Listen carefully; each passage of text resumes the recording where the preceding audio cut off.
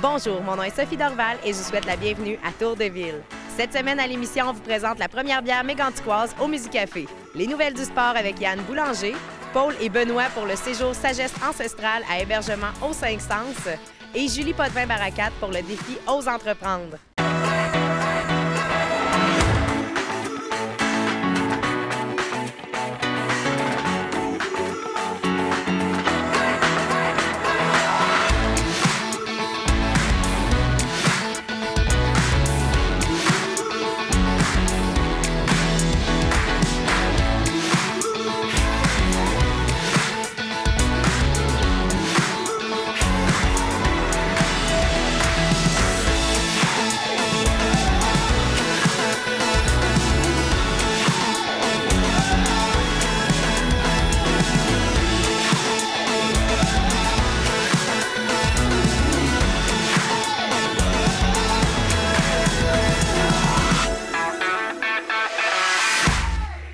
On est allé rencontrer Yannick Gagné au Musicafé qui nous présente la toute première bière méganticoise.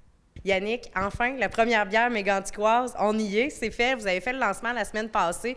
Peux-tu me parler un peu du parcours? Comment t'en es fait pour arriver enfin à lancer la première bière méganticoise ici au Musicafé? On a pensé à ça pendant plusieurs années. Même je pensais à ça hier soir, justement. Je pense que ça fait 6 ou 7 ans que j'imagine le projet avant la tragédie. Quand on a fait la première phase d'agrandissement, la deuxième, mais là, je me disais, je fais-tu une brasserie dans la partie qu'on avait agrandie? Ouais. Non, on manquait de place à l'intérieur.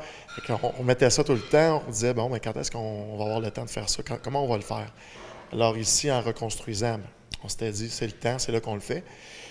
Puis les idées, ma façon de penser, elle a changé en cours de route. Je me suis dit que les gens sont habitués au Musicafé à avoir beaucoup de choix de bières. On a tout le temps été près de 100 sortes à offrir, plus de 20 sortes en fût puis en canette, en bouteille. Alors, si je brassais mes propres bières, bien là, je devais couper à quelque part. Puis les gens, bien, il y en a qui aiment, il y a des produits que j'ai en exclusivité ici, qui adorent. Fait que là, je ne pouvais pas faire ça.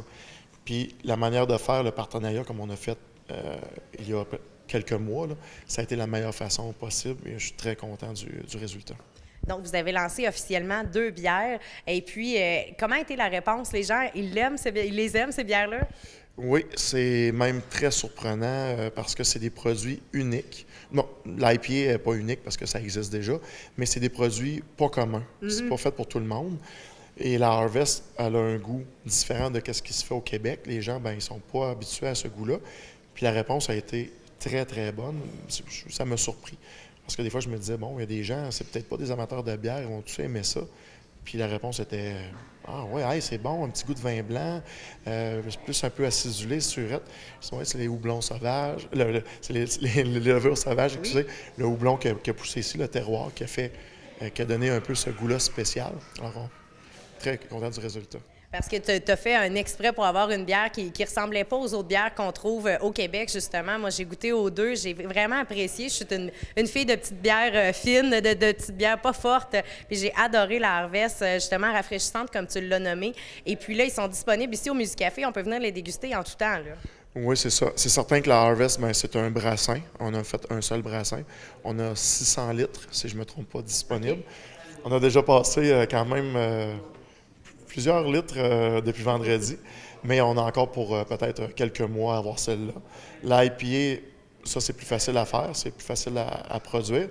La Harvest, bien, c'est une façon de faire avec le houblon qui est récolté et frais. On fait la bière houblon frais. Alors, on va peut-être pouvoir en faire un brassin cette année en octobre, là, fin septembre, début octobre à la récolte. Mais pour tout de suite, on en a pour quelques mois. Après ça, on va faire d'autres choses. On veut faire une série de bières. On veut faire des bières spéciales. C'est justement ça l'avantage que tu as trouvé, de pouvoir aller explorer, parce qu'après ces 2-là, tu vas pouvoir justement continuer les tests et puis voir avec les maîtres brasseurs où on s'en va. Ce qui est le fun pour la bière méganticoise que tu as nommée, tu l'as dit, le houblon, il est cultivé ici à Lac-Mégantic. C'est vraiment intéressant, ça. Je savais même pas qu'on avait du houblon qui poussait ici. Oui. Moi, j'avais vu les plants, mais comme sans les voir. Tu sais, j'avais passé du houblon. J'avais pas fait de lien. Puis après ça, les gars sont venus me voir. Ils m'ont proposé le projet. Hein, c'est la 3e année, il me semble que c'est ça, ça fait 3 ans qu'ils le cultivent. Puis la première récolte a été l'année passée.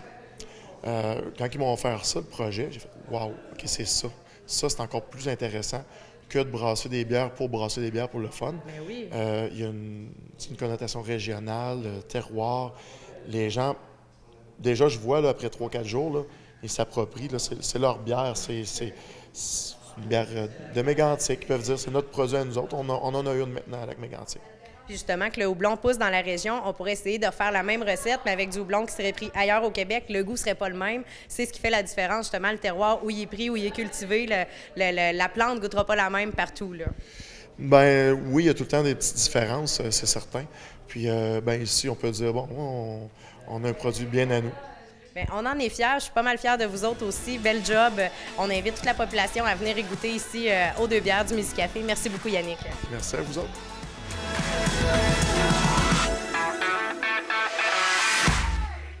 C'est maintenant le temps des nouvelles du sport avec Yann Boulanger. Au cours des dernières semaines, je vous ai parlé des joueurs de hockey, des jeunes joueurs de hockey de la région qui performaient très bien. On a parlé de novices, atomes, pee-wee, bantam et midget au cours de la dernière semaine. Et là, je voulais parler avec vous des jeunes qui ont poursuivi leur saison. Pourquoi je dis ça? C'est qu'il y en a que, même après la saison avec Mégantic, on décide de changer de place et on s'en va jouer du gros hockey à l'extérieur. Donc, on va commencer avec le Atome 3A D2. Et là, je vais vous expliquer, c'est Atome 3A D2 2007. Pourquoi on appelle ça comme ça? C'est que les jeunes sont nés en 2007. Donc, c'est des jeunes de 10 ans qui ont poursuivi leur saison. Donc, c'est les Patriotes de Beauce. Et ça a vraiment été un premier tournoi pour eux, un petit peu difficile. On a 3 gars d'ici de Lac-Mégantic qui jouent dans cette formation-là. On a Austin Patry, Yann Rivière et Mathias Laprade qui, eux, jouent dans les Patriotes 2007 D2. Donc, c'est vraiment... on va le dire, c'est du haut calibre pour de jeunes joueurs. Donc, on apprend beaucoup lors de ces tournois-là de fin de saison. Donc, lors du premier tournoi, ça a été plus difficile. On a terminé au 5e rang avec 2 victoires, 2 défaites, 2 matchs nuls. Donc, ça n'a pas été le tournoi qu'on voulait, mais quand même, on peut se dire que c'est un premier tournoi. Donc, tout peut mieux aller le tournoi d'ensuite. Et lors du 2e tournoi, qui avait lieu au Complexe Bell, donc le complexe d'entraînement du Canadien de Montréal, eh bien là, on s'est vraiment pris en main. Donc, après un tournoi à la ronde de 2 victoires et 2 verdicts nuls, on a affronté la première position et on a gagné le match. Par la suite, on s'en va en demi-finale, on affronte la 2e position et on gagne aussi le match. Donc, on a donné beaucoup d'énergie lors de ces 2 matchs-là. Et on affrontait en finale une formation qui a gagné son quart de finale 7-1 et sa demi-finale 7-1. Donc, ça n'a pas été de tout repos pour l'équipe de Beauce, mais quand même, pour l'autre formation, ça avait été assez facile. Donc, une formation un petit peu amochée, un petit peu moins en jambes face à une formation qui l'avait eu facile dans les matchs précédents. Et ça a été une défaite de 2-1. Donc, quand même, tout un accomplissement lorsqu'on sait qu'on avait terminé au 5e rang lors du tournoi d'avant. Donc, de terminer 2e, de perdre en finale. Donc, c'était quand même un très, très beau tournoi pour l'équipe des Patriotes 2007 D2. Ça, c'est pour 3 de nos joueurs D2. Là, il y a aussi les Patriotes D1 2007. Donc, cette formation-là, c'est encore un niveau plus haut. Et il y a 2 joueurs dans cette formation, donc Marc-Olivier Proto ainsi que Maxime Laroche. Et ces deux-là n'ont pas été chanceux au cours des 2 tournois, mais c'est quand même très intéressant comme parcours parce que, comme je disais, on affronte de bons joueurs. On a perdu la première demi-finale contre une formation qui était un petit peu plus jeune, un petit peu plus vieille, oui, excuse, en 2006, donc, et D2. Donc, quand je disais 2007 D2, là, on est 2007 D1, on a perdu contre une formation 2006 D2, donc des joueurs un petit peu plus vieux. Donc, on a perdu la première demi-finale et par la suite, lors de la dernière fin de semaine, un tournoi qui était aussi présenté du côté du complexe Bell, on a aussi perdu en demi-finale. Donc, c'est dommage, 2 demi-finales, tu es tellement proche de te rendre en finale et d'avoir une médaille, malheureusement, là, tu perds en demi-finale et tu t'inclines. Donc, c'est un petit peu le parcours là, pour ces 5 jeunes de Lac-Mégantic. Et le prochain tournoi va avoir lieu les 20 et 21 mai prochains du côté de Québec. Donc, on va suivre ça avec beaucoup d'intérêt. On pourra en reparler au cours des prochaines semaines.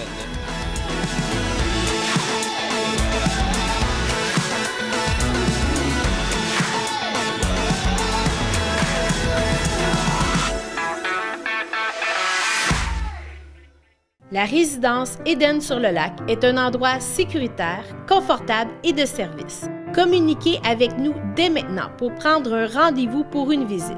Et il nous fera plaisir de vous offrir gratuitement un excellent repas en notre compagnie. Téléphonez dès maintenant 819-583-5921 au poste 4 ou 5 et visitez notre site web edensurlelac.com. Bourne, c'est bien lui. Nom de Dieu. On l'a! La vie est plus facile dans les airs. En mai. Un oiseau nous a foncé dessus. Accrochez-vous bien, gars. Et en mer. Nous avons 2 moteurs en panne. Oh oh. Vous risquez de faire tout un saut. En découvrant la programmation. Mayday, ici Deepwater Horizon. Renversante. Bouleversante. Remontez. Et dangereusement divertissante de super écran. Alors, vous êtes prêts?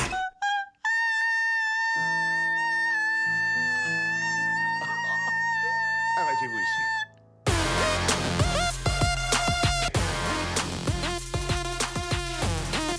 Abonnez-vous dès maintenant. Cool, super cool.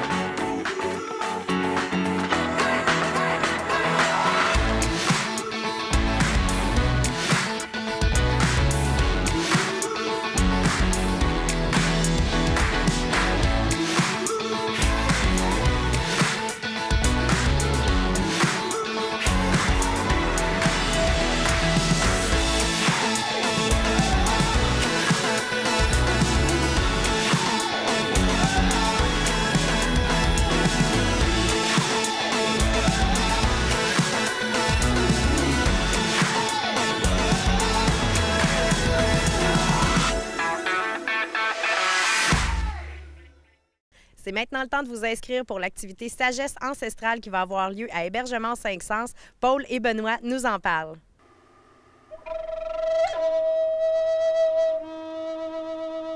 On est là aujourd'hui pour parler d'un projet, d'un événement qui s'en vient chez vous, Paul, à Hébergement 5 Sens, avec toi, Benoît. Nature et sagesse ancestrale. Peux-tu me parler? C'est quoi ce projet-là? C'est quoi cet événement-là qui s'en vient? Donc, c'est un événement pour prendre contact avec la nature, mais d'une façon différente. Okay. Parce qu'on est habitué de faire souvent de l'interprétation basée sur l'écologie, l'environnement, puis de parler des écosystèmes et tout ça. Donc, je vais faire ça, mais je vais amener une compréhension qui va plus loin. Parce qu'on a des légendes, on a des traditions ancestrales chez les Autochtones qui sont vraiment extraordinaires puis qui nous parlent de l'interrelation du vivant, mais d'une autre façon, je trouve, beaucoup plus humaine. Puis, j'amène ça à travers les aspects scientifiques qu'on va rencontrer dans la nature. Ça se passe chez Paul, à Hébergement 5 Sens, on l'a dit, dans les yourtes. Donc, vous allez être dehors. C'est quoi la formule? On peut prendre seulement une journée, plusieurs jours. Comment ça va se dérouler tout ça? C'est ça. Il y a plusieurs jours, donc c'est sur 6 jours complets. Donc, on peut arriver le 23 puis partir le 30, mais on peut aussi prendre des segments. Fait qu'on peut choisir 3 journées, soit à partir du début ou en plein milieu, vers la fin, ou 2 jours d'affilée en plein centre, c'est pas important. Puis à ce moment-là, on y va selon notre préférence des activités. Fait qu'il y a des randonnées en nature. On va faire randonnée montagne, randonnée forêt. On va également faire une excursion en Rabasca sur le marais du lac Mégantic. Également, on va avoir des soirées aux étoiles qui vont être super différentes et intéressantes. Et on a aussi des journées un petit peu plus approfondies sur vraiment des enseignements sur la sagesse ancestrale. Moi, par exemple, qui connais rien là-dedans, la sagesse ancestrale, ça m'intéresse, je sens que ça m'interpelle. Qu'est-ce que je peux aller chercher là-bas en tant que complètement personne qui ne connaît pas ça du tout, là? tu vas aller chercher une autre vision de la nature, beaucoup plus proche de l'humain, beaucoup moins détachée. Okay. Parce que ce qui arrive, c'est qu'on a eu cette habitude-là de comprendre la nature comme si on en était séparés. Puis au fond, on n'en est pas séparés. La nature, c'est nous.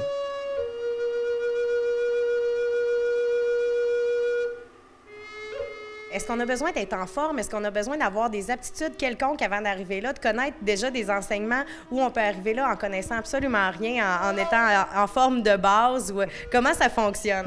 Bien, avec Paul, c'est ça, il faut être capable au moins de faire 40 km de marche par jour. Ouais, c'est pas vrai. Non, c'est hyper accessible. C'est pas fait... c'est sûr, si on va monter une montagne ou quelque chose, on va pas aller se faire un 15 km avec un 600 mètres de dénivelé. Là. On va pas aller faire quelque chose comme ça. On va y aller plus accessible. L'idée, c'est d'aller dans le milieu où est-ce qu'il y a la montagne. Donc, on va voir, on ira peut-être proche du mont Mégantic, mais pas sur un des plus grands monts. On va choisir des choses qui sont accessibles. Puis par rapport à avoir des connaissances de base, c'est pas nécessaire parce qu'on part vraiment du début. Puis je pense que tout le monde, même s'il y en a qui ont déjà des connaissances ou s'il y en a qui n'en ont pas, chacun va trouver quelque chose pour lui à l'intérieur de ça. Pour s'inscrire, donc on fonctionne par Internet, par téléphone. Paul, peux-tu nous expliquer un peu la marche à suivre pour s'inscrire?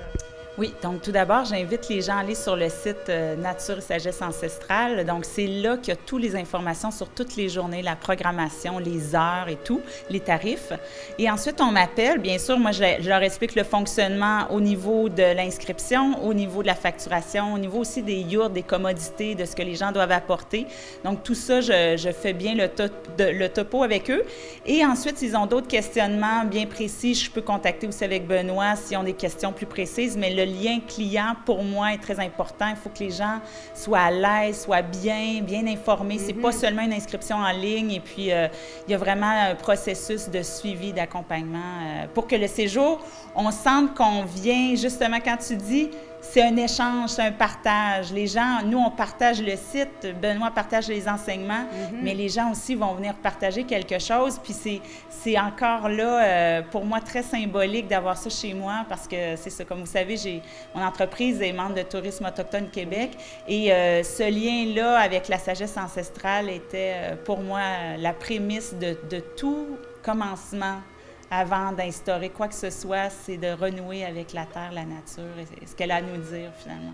Benoît, peux-tu m'expliquer, il y a un élément central, un élément très important qu'il va y avoir pendant le séjour, la loge. Peux-tu m'expliquer qu'est-ce qui va se passer là-dedans? Qu'est-ce qui va se passer pour les gens qui vont vivre ça? Fait que c'est une tradition vraiment ancienne. C'est une loge de sudation. On l'appelle celle-là la loge de purification de la Grande Ourse Blanche. C'est quelque chose qui est très ancien, on parle de plusieurs milliers d'années, donc c'est probablement à la racine des différentes loges qui ont évolué à travers les différentes communautés sur le continent nord-américain. Fait qu'il y a des aspects qui sont en lien avec des traditions qui viennent de l'Asie centrale, parce qu'on sait de toute façon que les Autochtones, initialement, il y a 12 000 ans, on a eu des beaux reportages là-dessus, justement, à Découverte à Radio-Canada là-dessus, venaient des régions de la Béringie, puis ont traversé à partir de l'Asie centrale sur quelques siècles quand même, là, mais puis ils sont venus, entre autres, dans la région ici. Donc, cette tradition-là a des points communs, par exemple, au niveau de sa forme, avec les yourtes, justement, au niveau de la façon qu'elle est structurée. Donc, en gros, c'est quoi? C'est qu'il y a un beau feu qui est fait à l'extérieur, dehors. Il y a des pierres qui vont chauffer dans le feu. Puis, on va emmener les pierres dans la structure, dans un trou dans la terre. C'est hyper sécuritaire en passant. Je fais très, très attention. C'est pas n'importe quoi. J'ai aussi suivi, moi, des cours en géologie, donc je sais c'est quelles pierres qu'on peut amener là-dedans qui sont sécuritaires, etc. Donc, puis après ça, quand l'endroit est comme clos, puis ça a la forme, c'est tressé avec du bois, ça a la forme d'une ours, d'une grande ours, d'un animal. Fait que c'est comme si on rentrait dans le corps de l'animal, puis on reste là pendant quelques heures, le temps qu'on amène des pierres chaudes à l'intérieur, puis on verse de l'eau dessus, puis ça fait de la vapeur d'eau. Fait que c'est sûr qu'on est dans un milieu clos, la température monte, mais on n'est pas trop enfermé parce qu'à toutes les 15-20 minutes, on ouvre la porte pendant 5 minutes pour laisser l'air se changer. Puis aussi, pour donner une introduction, il y a comme une histoire que je donne à travers chacune des étapes. Donc, il y a 4 étapes qui représentent les 4 directions cardinales, qui sont l'Est, le Sud, l'Ouest et le Nord. Puis il y a tout plein, je dirais, de belles informations qu'on va rechercher sur le lien sacré entre l'humain et la nature, puis son respect également. Donc, c'est vraiment... Puis en plus, il y a plein de choses qui ont en lien avec les étoiles parce que dans ces sagesses-là, tout était en lien avec les constellations. Donc ça, j'en parle, puis on est proche du Mont Mégantic, où est-ce qu'il y a de l'astronomie aussi. Moi-même, jeune, j'étais un astronome amateur, j'ai fait partie des jeunes animateurs du Québec en astronomie, j'ai parcouru la région aussi, j'étais déjà allé au Mont Mégantic, j'ai fait des camps d'astronomie à Port-au-Saumon, en Charlevoix. Oui. Donc, j'ai la connaissance pour, puis en même temps, mais j'amène ça avec une tradition. Donc, il y a tout le côté connexion de la nature, mais il y a aussi beaucoup d'éléments à connaître, justement, plus scientifiques qu'on va apprendre tout au long de ce séjour-là, puis entre autres dans la loge. Là. Oui, c'est ça. C'est sûr que la loge, là, on rentre vraiment dans le mythe, on rentre dans l'histoire. Fait que je vais emmener certains éléments peut-être scientifiques, mais là, on est surtout dans une expérience authentique. On n'est pas en train d'expliquer l'expérience, on la vit. Oui. C'est ça. En parlant de la vivre, Paul, tu as vécu il n'y a pas très longtemps justement cette expérience-là. Peux-tu me dire qu'est-ce que tu as vécu à ce moment-là? Bien, moi, je me sentais comme dans le ventre, justement, de cet ours-là ou dans le ventre de ma mère. Et ce que j'ai trouvé merveilleux, c'est que Benoît accompagne les gens vraiment à chacune des étapes. Donc, on sait quelque part un peu la thématique de chacune des portes, si on peut dire. Et on se laisse aller là-dedans. Il n'y a pas de... On réfléchit pas. On laisse juste vivre ce qu'il y a à se vivre. Et ce que j'aime beaucoup, c'est que je me sentais comme un petit bébé tout neuf en sortant de là parce que il y a des choses que j'ai vécues, sans même tu me dirais qu'est-ce que tu as vécu exactement, c'est difficile à expliquer, mais j'ai été présente à chacune d'elles, à chacune des portes. Il y a un lien avec la féminité, le masculin, le tout, l'environnement dans lequel on vit, notre mère-terre. Et c'est pas... pour moi, c'était toutes des choses simples, mais en même temps, des fois, ça fait du bien de juste se laisser porter par l'histoire, le thème, les enseignements, puis après ça, bien... On continue notre vie, mais on dirait qu'en tout cas, aujourd'hui, je l'ai fait ce week-end, je me sens plus légère, plus libre, plus sereine. Étrangement, ça s'est produit comme ça. Et je remercie la vie d'avoir pu le vivre. C'est ça, j'invite les gens, venez le vivre, tout simplement, sans avoir d'attente, quoi que ce soit. C'est juste d'être là puis de vivre ce qu'on a à vivre ensemble. Bien, avoir votre air reposé à tous les deux, ça donne le goût, justement, d'aller le vivre. Je vous remercie beaucoup. Merci. Merci, Sophie.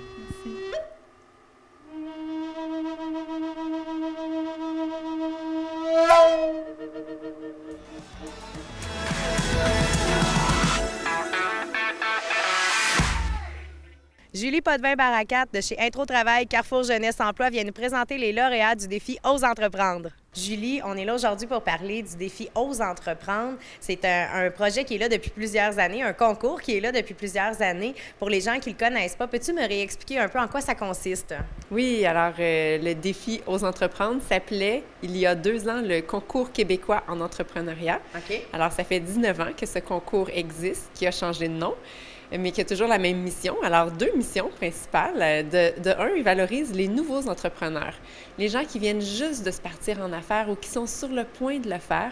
Ils ont la possibilité, par ce concours-là, de faire valoir leur qualité en tant qu'entrepreneur, puis la qualité de leur projet d'affaires. Okay. Alors, il y a un concours à 3 échelons. À l'échelon local, pour nous, c'est la MRC du Granit. À l'échelon régional, en Estrie. Et à l'échelon provincial. Et il y a aussi la possibilité, par le défi Ose entreprendre, de reconnaître les projets entrepreneuriaux qui se vivent dans les écoles. Donc, à partir de la première année du primaire jusqu'à l'université, des projets qui se vivent en classe et qui permettent aux élèves de développer des qualités entrepreneuriaux sont aussi reconnus aux échelons local, régional et provincial. Les jeunes, les moins jeunes, les entrepreneurs de tous les âges peuvent justement, ils ont envoyé leur candidature, leur dossier de candidature. Ça a été passé en revue. Comment ça se fait le processus pour justement être sélectionné au final? Alors, à l'échelon local, les gens ont à envoyer leur plan d'affaires, une photo et faire une description attirante de leur projet. Ils doivent faire ça, cette année, c'était le 14 mars. C'est toujours vers la mi-mars que les dossiers doivent être envoyés. Et puis, il y a un jury à l'échelon local qui se rencontre, qui lit tous les plans d'affaires. Et par catégorie, il y a 7 catégories où c'est possible d'inscrire notre projet dans la catégorie dans le volet création d'entreprise. Donc, il va y avoir un lauréat par catégorie qui va être déterminé chaque année. Et les lauréats qui sont déterminés à l'échelon local sont ensuite, leur dossier est envoyé à l'échelon régional. Ce sont eux qui nous représentent ensuite en Estrie. Donc là, les gagnants locaux, les représentants, ceux qui sont lauréats locaux, ils peuvent justement aller en Estrie pour représenter notre belle région. Ils sont nommés maintenant, on les sait, ils ont été dévoilés. Est-ce que tu peux nous parler de ceux qui ont gagné dans différentes catégories ici pour la MRC du Granit? Oui, avec plaisir. Alors, on a d'abord dans la catégorie coup de cœur un projet qui s'appelle Soudure RJ. Alors, c'est un service de soudure mobile de tout genre destiné principalement aux entreprises. Alors, on a Sandy Landry et son conjoint Roy Jara et qui sont accompagnés sur la photo de Nathalie Gervais, qui est directrice générale chez Intro Travail Carrefour Jeunesse Emploi, et Daniel Poulain, qui est directeur du journal Émerger, qui sont des partenaires hors du défi aux entreprendre. Okay.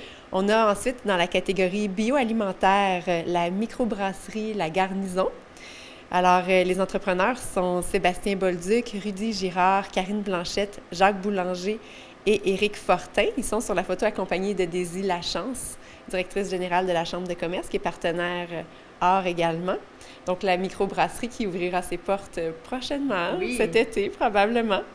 On a dans la catégorie services aux entreprises Nixo Expert Conseil, qui est une firme de génie conseil qui vient d'ouvrir ici à Lac-Mégantic.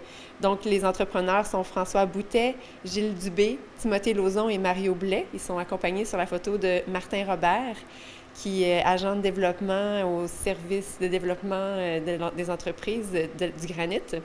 Ensuite, on a Summum Expérience Location, qui est une nouvelle entreprise qui va permettre la location de différents véhicules pour rouler sur les routes, dans la forêt, sur l'eau. Okay. Et ça, c'est une nouvelle offre de service pour les touristes. Oui. Ils vont peut-être, grâce à cette entreprise, rester 1 nuitée, 2 nuitées de plus. Alors, c'est intéressant pour toutes les autres entreprises touristiques de la région. Alors, les entrepreneurs sont Yannick Gagnon, Steve Pilote, Jean-Pierre Bégin, qui est absent sur la photo. Ils sont en compagnie de France Turcotte de Desjardins Entreprises. Et puis, dans la catégorie commerce, on a 4 Quarts Gâteaux et compagnie. Alors, Karine Bouchard et Catherine Richard, qui sont des pâtissières, qui font des pâtisseries artisanales délicieuses, faites avec des ingrédients naturels et qui ont d'ailleurs déménagé récemment sur la rue Salaberry, à côté de la boulangerie du pain sur la planche. Donc, elles sont accompagnées sur la photo de Isabelle Hallé, du Centre de formation professionnelle, et de Cynthia Cameron de la SADC Région de Mégantic. Donc, tous ces gens-là vont représenter la MRC du Granit en Estrie. On leur dit bravo.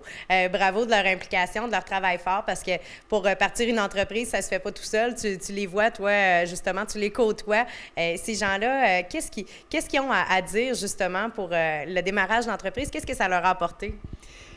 Souvent, partir une entreprise, c'est quelque chose qui se mijote pendant longtemps. Puis, à un moment donné, bien, les gens osent faire le pas. Donc, il y a une grande fierté. Ou dans d'autres cas, c'est des gens qui ne pensaient pas nécessairement se partir en affaires, mais ils ont saisi une opportunité. Ils étaient à un moment de leur vie où ils avaient un choix à faire, puis le choix qu'ils ont fait, c'était de saisir une opportunité entrepreneuriale qui leur permet de transformer un peu leur vie, leur façon de vivre. Et c'est toujours une grande fierté que les gens ressentent, là, et émanent, ça sort de leur part de peau. C'est beau à voir. Puis même chose aussi pour les projets entrepreneuriaux étudiants. On a des projets qui se sont vécus sur le territoire cette année. On en a un en première secondaire à l'école de Lambton, pas première secondaire, excusez-moi, première année du primaire à l'école de Lambton. Okay. On en a un qui s'est vécu en 3e secondaire à la Polyvalente Montignac, puis un autre au Centre de formation professionnelle du Granit. Alors, des jeunes de 6 ans dans la vingtaine, qui ont fait des projets entrepreneuriaux en milieu scolaire, qui se sont démarqués, qui ont aussi une grande fierté d'être sortis du moule, d'avoir osé faire les choses différemment, puis qui ont beaucoup appris de ces expériences aussi. Ils ont de quoi être fiers. On l'est aussi pour eux, donc on va attendre des nouvelles pour connaître les gagnants au niveau régional. Je te remercie beaucoup, Julie. Merci, Sophie.